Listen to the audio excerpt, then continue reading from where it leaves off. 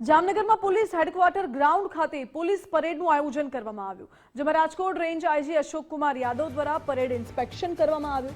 Jamnagar SP doctor રવિ મોહન સૈની સહિતના ઉચ્ચ અધિકારીઓ ઉપસ્થિત રહ્યા। દરિયાઈ સરહદની સુરક્ષાને લઈને રેન્જ આઈજી દ્વારા મહત્વની પ્રતિક્રિયા પણ આપવામાં આવી છે। જામનગર પોલીસ વિભાગ માટે દરિયાઈ સુરક્ષા સૌથી મોટી પ્રાથમિકતા છે।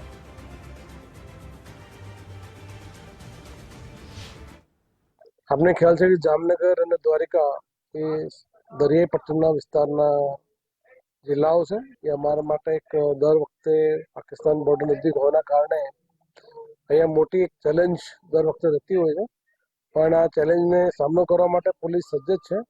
તમામ મારી જે એલસીબીની ટીમો છે, એસઓજીની ટીમો છે, લોકલ પોલીસ છે, એ દરરોજ દરિયાઈ પટ્ટી વિસ્તારમાં મોનિટરિંગ કરતી હોય છે। અમારા જે તમામ પ્રકારના સાધન સામગ્રી છે એનો ઉપયોગ કરતા હોય છે, અને દરિયાઈ વિસ્તારમાં જેટલા લોકો છે એને પણ અપીલ કરું છું કે આને આજુબાજુમાં કોઈ પણ પ્રકારની શંકાસ્પદ પ્રવૃત્તિ હોય તો તાત્કાલિક પોલીસને જાણ કરે। પોલીસ આપની સુરક્ષા માટે સદૈવ તત્પર છે।